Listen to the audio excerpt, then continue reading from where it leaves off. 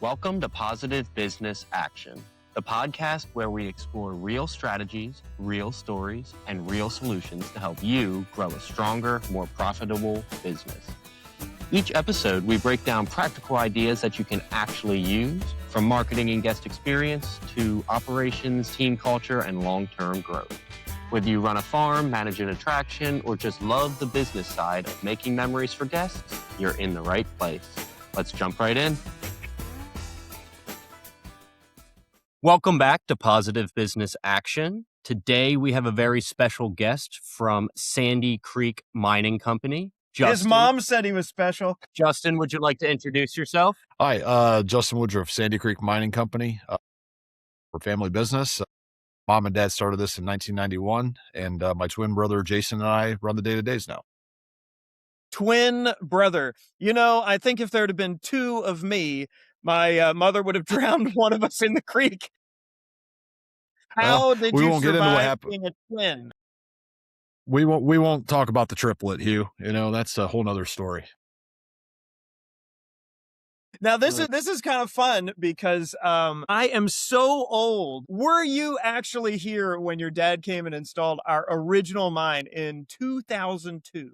Yeah. Dad got the thing rolling in 91, like I mentioned. And yes, my brother was along on that trip. And then I had the pleasure of doing the rebuild, 2-3 years ago.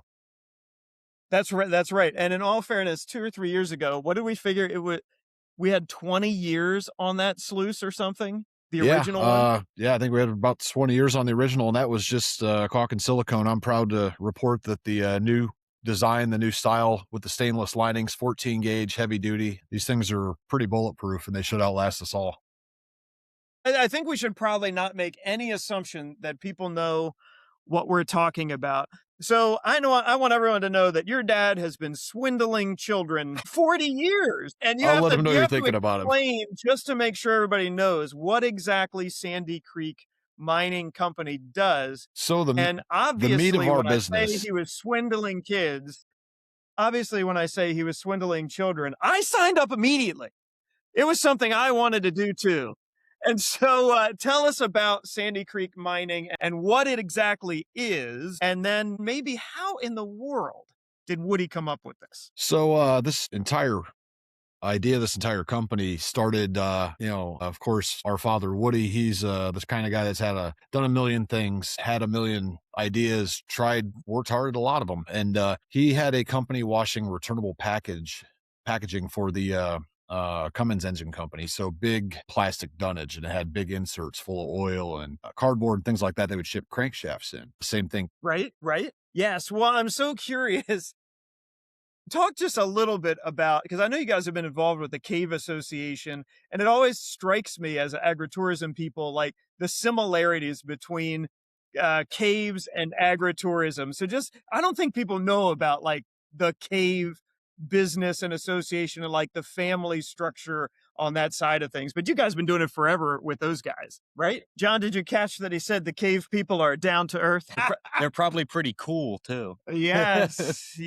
My gosh. Yes, we're lowering the bar. Anyway, this is good stuff. But so you got the gems, and then like, did you source the dirt? I'm just wondering, like, this seems like one of those ideas my wife would slap me for when I came home with a bucket of shiny rocks. And I was like, wait, we're going to hide them in dirt and let people unhide them. Do you even remember this conversation? That is fantastic. Wow. So even like the quarry guy, like that family business, like just local guy that you're buying the stuff from. Interesting. Okay. So let me get this straight, smart guy. So you're like sizing the dirt that goes in these bags. No one knows this happens, Justin. No one knows this happens. Now, I have been to the top secret headquarters of Sandy Creek Mining, and I have to say, you have some insane custom. I know it's one-off equipment. I've never seen anything like it in my life. What was the process over 20 or 30 years? Like, were you starting with a scoop, and then like that was your after-school job was scooping dirt, and now you had to like invent a machine to do it? Like what has been the back end? Farmers love like the backstory, right? What's the backstory on this dirt business? This episode is sponsored by the Hen House Hustle, and trust me, it's exactly what your guests are looking for. Fun, memorable, and built to keep people coming back. Learn more at thehenhousehustle.com. And now back to the show.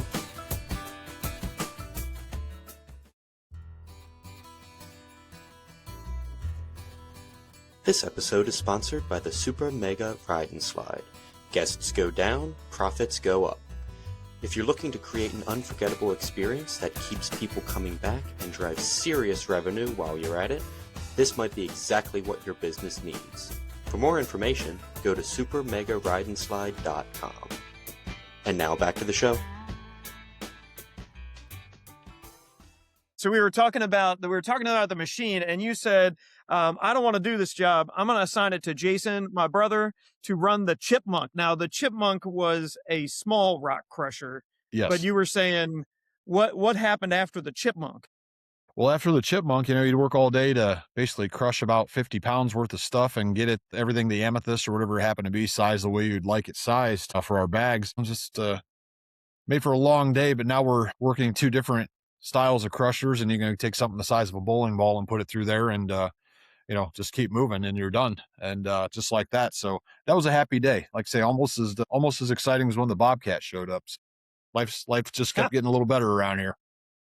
I love it. I love it. So, but what do you think the magic is, right? I mean, a lot of people listening are going to be thinking, do I want this at my farm? And we're always trying to figure out, like, what's the magic? Like baby animals, people know what the magic is, right? Sunflowers, magic. Like, what is the magic in your bag of dirt? Like, what makes it happen? Well, all the things we're putting in there are very identifiable. I think it's important that the kids can identify and read about with the postcard that comes with it. I want to make sure they can learn about it. I think that's the biggest thing. Of course, kids love discovery. They love digging for, rocks. I mean, heck, you remember when your kids were younger, of course, I remember mine, they'd walk up and hand you a 57 out of the driveway. And for whatever reason, it was special. And, well, these ones are special. We like to make sure the kids can always have a good experience, make sure they find something nice, make sure it's branded for the location. And it's as simple as, little hands-on discovery for the kids. And it just doesn't get old. That's right. Now, John has worked what we call it the hidden gem mine, and he has worked there. But he had some questions about products, so we're curious about products. Yeah. So my main question is how, like, from concept to the actual thing, how was the like installation and building process? Like, what steps do you go through for that? Usually we start with, I think it's like everything, it's location, location, location, right? You want to figure out that the sluice is in the right spot, that you're putting all the tools in place and the right kind of people in place that are going to operate it. So talk about that, talk about where the retail price point should be. But usually we start with the design on the equipment, figure out where that's going to fit best, and then move on to what bag types fit a location best. I like to see locations carry somewhere around 3 to 4 types. More is okay too, depends on the location, but I don't know that, carrying all of them is the best answer. A lot of times it's easier for guests and staff alike just to have 3-4 options and keep the ball rolling. So but you've installed how many of these sluices? We're well over 1,000 now in 32 countries. That's crazy to me. So you have seen just about every location installation, but also you were talking about we're putting the sluice in the right place. So you have probably seen the sluice in the wrong place. And if people are thinking about doing it, like makes the right spot? Like you roll in and they're like, we think we want to put it here, and you go, yes. Like what makes it? Well, I guess everybody buys a Snickers bar when it's sitting next to the cash register. So I always like for customers to be close to the point of sale. Certainly we want to see people, put in a high traffic area. I one time a campground, she mentioned, I want to put it out on the back 40, and that people would they're growing that direction, that we're going to keep, we want to start getting people back there. Well, if someone's tired, they had the kids all day, they're not going to probably make that extra effort to get that far out. You want to keep it close to your point of sale, and you want to certainly keep it close to where the people are already participating in other activities. Nothing Gotcha. crazy there. Gotcha. And now, how about the bags? So you started out with minerals, but how did these other wild bags? I think we carry every bag you have, I think. Just about, yeah. You have most of them there. So what was the process of getting those new products? Where did all this stuff come from? Well, you're exactly right. A lot of it came from different opportunities, different minerals, different things we would come across. We're getting a lot of things out of India, Madagascar, Africa, South America, you name it. And, when different materials become available, then if we can get the right kind of quality and the right amounts of it, then we'll create a product around it if it's interesting and fun. So what are the big dogs? What are the big sellers? Definitely our 3-pound pay dirt. That seems to be year over year kind of the standard for most places. Moving on to that, our new 5-pound Earth Explorer. That one has had a lot of following right out of the gate, has a nice specimen piece in it that's it's called a zeolite out of Asia. And then the mother load, simple as it has, a little bit of everything, covers a lot of bases. You have a specimen sized piece of amethyst in there, some fossils, some arrowheads, some shark's teeth, of course, some of our gemstone mix. And that one is certainly very, very popular, and it's kind of set up for 2 kids at a time. So it's been a really big hit for all of our locations. And yeah, I guess that's the last thing I would say is that mining rough is generally retailing for about 2.5 to 3 times the cost, whatever the market will bear. Yeah. Yeah, right on. I know for us, and people ask me, sometimes when they're getting started, they'll say, "But should I do the gem mine?"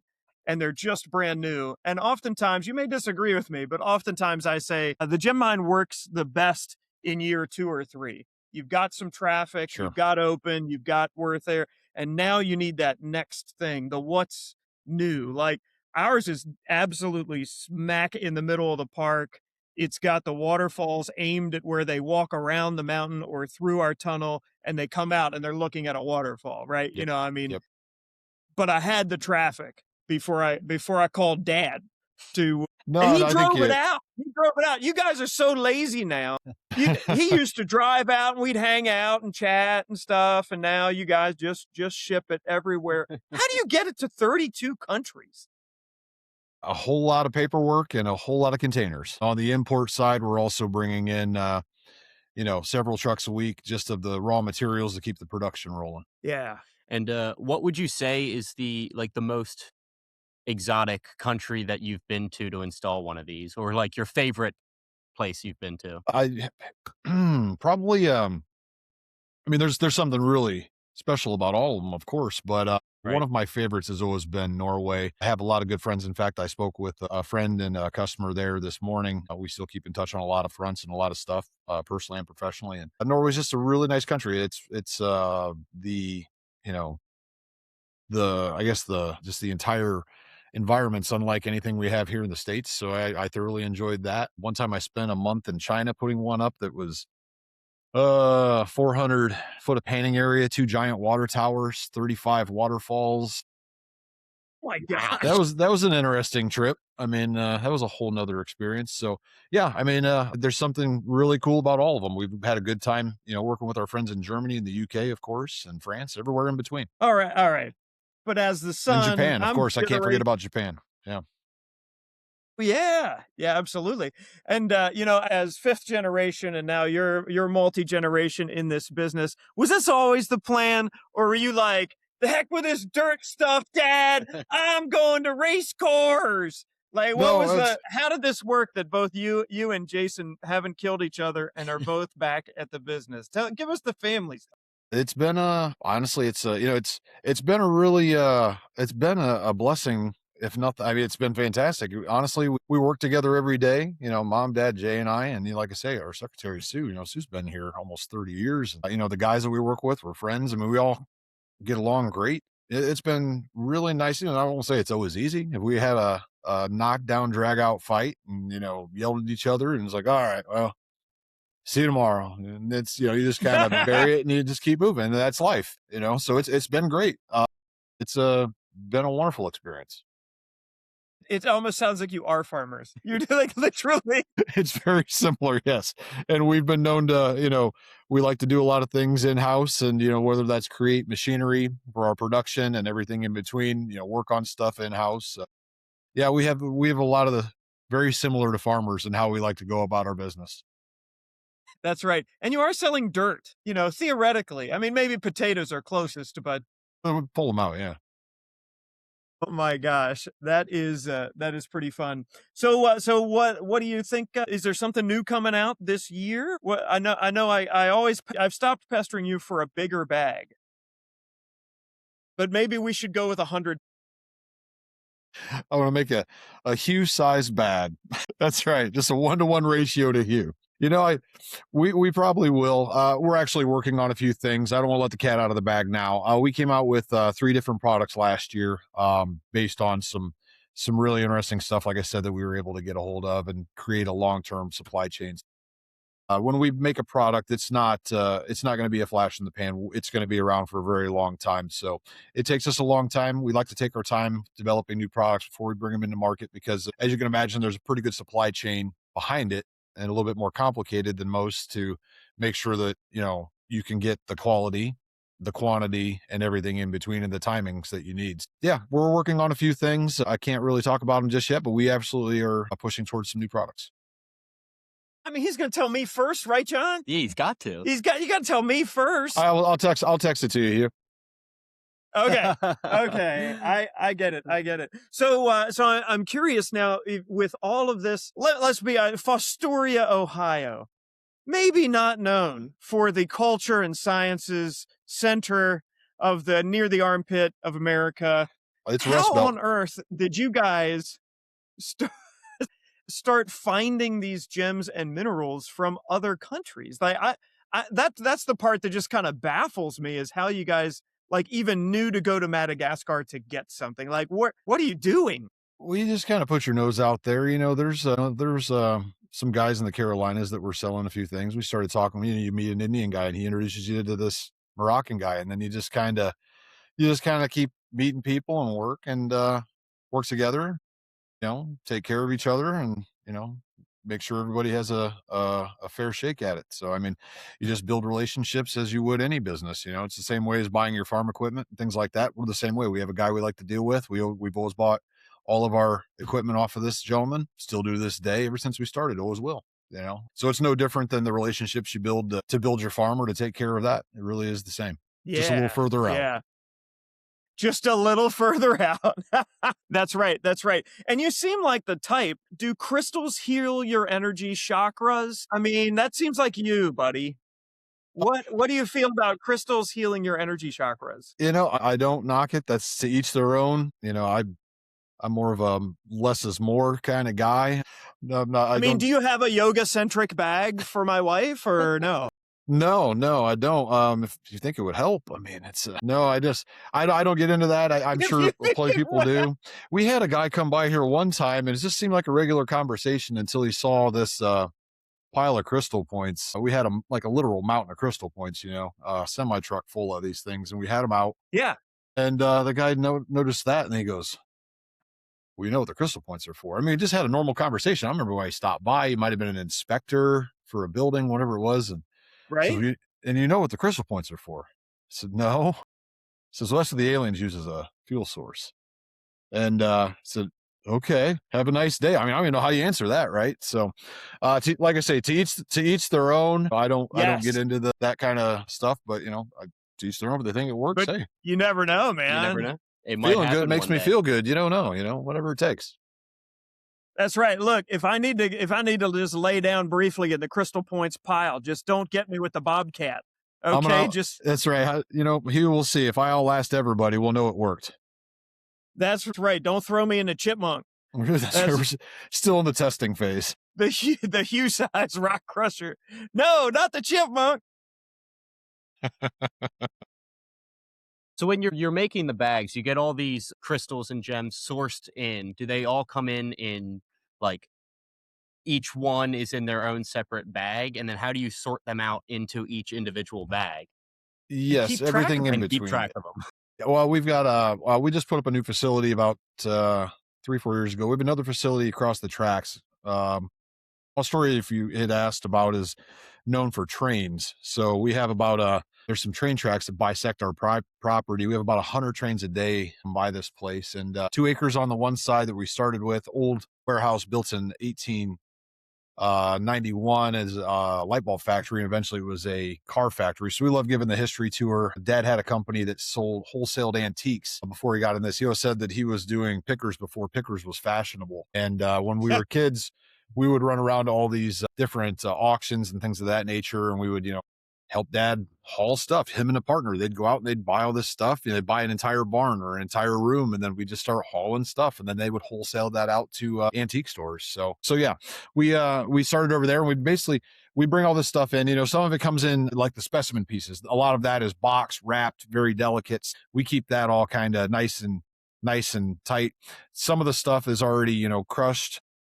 A lot of it needs to be recrushed and sized. So we'll run through our machinery, and once we do that, we take the dust out of it, we wash it out. We'll make different mountains of different types. So, we've got a pile of Nigerian topaz. We have piles of amethyst. We have different, emerald, you name it in between, adventurine, sodalite.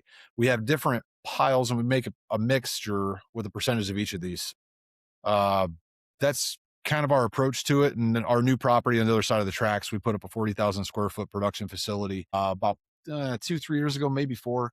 It all kind of blends together now. But and over here, it's about 4.1 acres, and we've got a nice chunk of that under concrete, so we can kind of, move it, shake it with wheel loaders, things like that, and just keep everything in motion. So not every bag has the exact same amount of everything. It's just kind of a approximation. The bags do have the amount that they're supposed to have. Everything is controlled by weight scales and volumes and things like that. So and weight checks, everything in between. So we know that it's getting what it's supposed to have, but there's never going to be one bag that's exactly the same as the other, because it's always made with a variety of however that mix, happened to come to that bag during the process.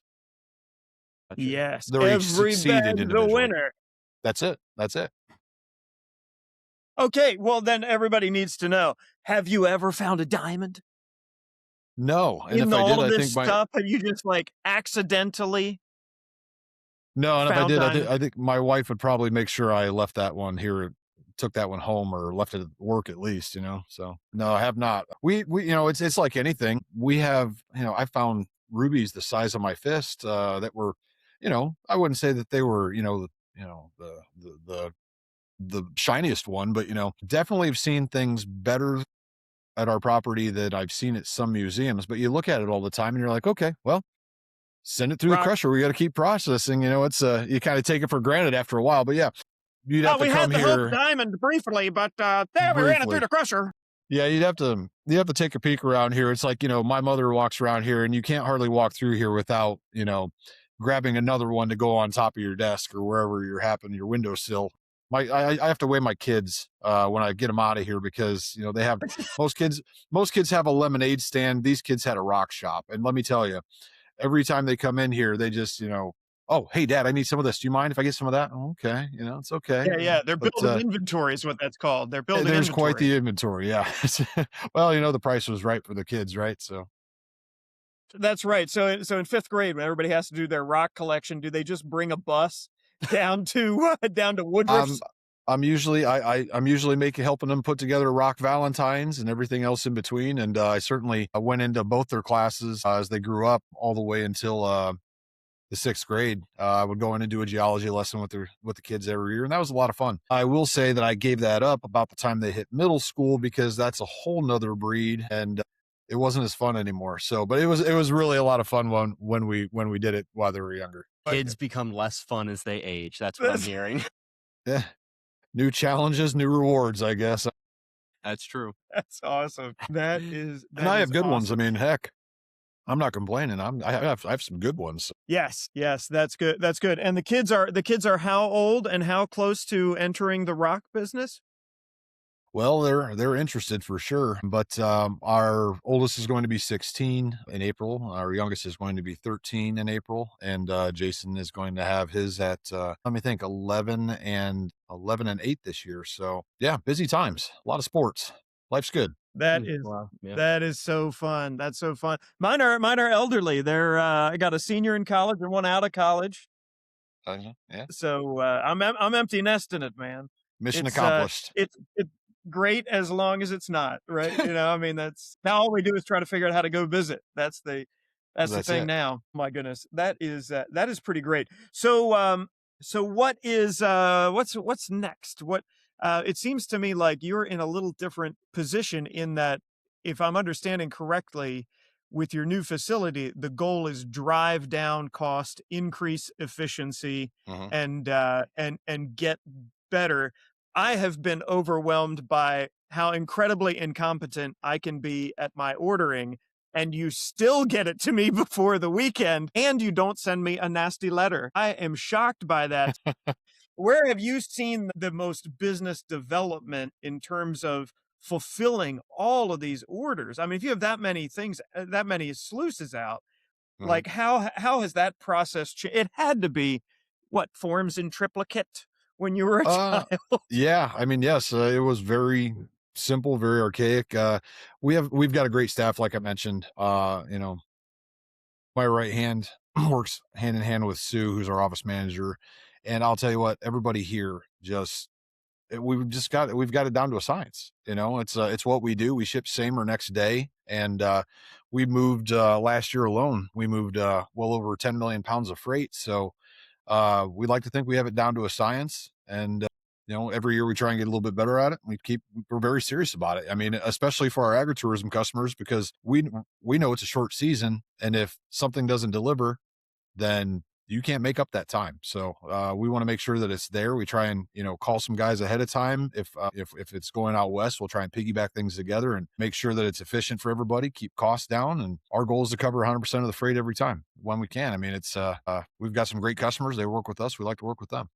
And to answer your Yeah. question a little deeper, around here, it's more storage, it's more efficiency, it's more automation. We can currently run, we have another production line coming in right next to the other one that's currently in there. And we have a couple more that are ready to swap in if we have to. But we're looking at currently our capability is roughly about a truckload and a half of product each day that we can produce through our automation. And once we get the other line in there, we're ready for anything. We're ready for any growth that comes, and we're just as efficient, just trying to keep up and get better at what we're already doing. Yeah. Yeah. That push for efficiency. That's what everybody's trying to do, right? Get the Sure. cost down per acre. So I mean, people be curious. Farmers have a lot of threats right now. What's the big threat? Is it fuel prices? Is it all the surcharges on, I mean, were you guys upside down in tariff land? Like, we moved super mega slides, and Uh-huh. we were shut down 45 days of last year because Uh-huh. of moving stuff around. I mean, what's the No, threat? I mean, we've been doing this quite a long time. We've been able to kind of average out anything like that. We haven't had a price increase in at least 2 years, even with all this stuff going on. I think the biggest concern is probably the surcharges on some of the particular carriers. But the bigger you get, the less that stings, and the better you can negotiate with them. So the Right. fuel surcharges are usually a pain. It's part of the game, but it's more of a kick from the carrier than anything. You're just kind of, even some of our reps have told us, hey, you're getting taken for a ride on it. But and for us, it's unique for us. We really work hard to drive our cost of freight down because that's something that we're covering. We don't push that onto our customers. Right. We just want to make sure that everybody's still, making a little bit of money on it. So that's the name of the game. Yeah. Yeah. It's where size matters, right? I mean, 10 million pounds of freight. Sure. That's bonkers. That is insane. Yeah. But it's all real heavy stuff, as True. John That's will tell you, having loaded in many a pallet. Well, you got to know where it goes and move it once. Yeah. Definitely haven't weighed down the suspension of our pickup truck, keep moving that stuff. That's right. Get the heavy But you springs. keep Yeah. asking for a new pickup truck. Do you have that problem around there too? People keep asking for new pickup trucks. We're tending to move it all with big machinery as much as we can. So yeah, but we wear out a few trucks. We got a couple of yard trucks running around here. That is cool. Well, what I guess the kind of rounding us up here, when you think about when you started into the agritourism market and somebody thinking about this, we've talked about placement, we've talked about product selection. Who do you think, or which operations, if you can't name them off the top of your head, which kind of operations are doing this right and thereby generating those extra profits, right? Positive business action. We're talking about, we want to take action, but we want it to move things in a positive Uh-huh. direction. So if somebody was thinking about it, what do you do? to do it right? I think the first thing is kind of, assess, how many people are you seeing? I find that a lot of people that are seeing, in the realm of 30,000, 35,000, a lot of them can find the return the first season. We're building the equipment at cost. We make our money just like our farmers do through the sale of the bags. We want everyone to be able to, if you don't have a sluice, then neither one of us makes any money. So provide the equipment at cost, get that rolling, get everybody on their feet. And from there, it's putting the right kind of marketing behind it. A lot of places have their head really wrapped around the new, online ticketing and the online purchasing and all that kind of stuff. So that's great, especially if you're getting a little pre-sale on it and it's bringing awareness to the product. And that's not just for our product, but that's for any product on the farm. Just to get it paired up with some other activities and make sure that the guests know that it's available. I mean, aesthetically, the sluice looks nice there. And of course, you like the waterfalls and it's got the brand of the farm there on the tower, which is great. But you want people to remember it's a pay for play activity too. So keep it close to your point of sale and keep moving. Having the right person there is also very beneficial. Having, I had a customer out in California that is a very good friend. I won't use the name of the place, but they fell off their sales. Hell, they were a customer for probably, 25, 30 years at that time. And one day their sales fell off miserably, like 30, 40%. And I called him up and said, Matt, what in the world's going on out there? And he said, well, my girl that always ran the sluice, well, she had did this through high school. She did it through college and she was the right personality, talking to everybody, just saying hi. And once she got done with college, she went on to her career and they didn't have the right personality to replace her. So it took a little time to think about that. And as soon as they got the right person back in place, things were right back to normal. So again, you don't have to have it staffed. I think is probably one of the biggest things. If it's the 4th of July or if it's, your busiest weekend in the fall, certainly having someone there just to say hello to everybody and explain what it is will bolster sales, but it's certainly not necessary on a slow day, the way the equipment works to wash away all the used sand. So it can stand alone. Right. Right. Yeah, I think that's really interesting that you have a very specific, sometimes you get wrapped up in marketing, and you forget, you're doing all this advertising, but you forget you have to train the people who are going to be interacting with the guests. And so often, Sure. like me, I may be great at it, but I'm not going to be there. Like I'm going to be somewhere, I'm going to be bouncing around all over the place. And if I didn't do my job training the sluice person on, hey, help them select the bags. I mean, we found a huge increase. We got the display ones, the pre-made ones that are like epoxied in. Yep. Right. And we set them up horizontally at kid eye level. You bet. Each one labeled, boxes behind them ready to go. And then there's just like, boom, no, like arrowheads, right? Kids can just point. Gems, I want the mother, they can just point at what they want. And that like changed everything. Then we started going through pallets of stuff. Yeah, no, I think you hit the nail on the head. Keep it out eye level, keep it accessible for the kids, and the rest kind of takes care of itself. Yes. And the big one, you got to have the big one. You got to have the big one. Whoever's listening, if you already have a sluice, you have got to get the Mega Strike. We sell it for $50. And we go through pallets of the $20 mother loads. And I think you're very reasonable on your pricing. Like I say, it's usually about 2.5 to 3 times the cost. I've had people, religiously on the mother load at $30 at this point. And then people as high as 75 on the Mega Strike. So it's to each their own and whatever the market will bear. Just want to make sure that's a good experience for your guest. And, profit's not a bad word. You have to make sure your company's making money to keep the doors open too. That's right. That's right. Oh my goodness. Justin, this has been an absolute pleasure to learn a little bit more about family business and caves and gemstones from around the world. I don't know that I knew they were coming were coming in. I knew you had places all over the place, but I didn't know you had them coming in from all over the world, getting mixed into bags that you then send to little farmers like me in rural Pennsylvania. To swindle children, which I think is the most beautiful part.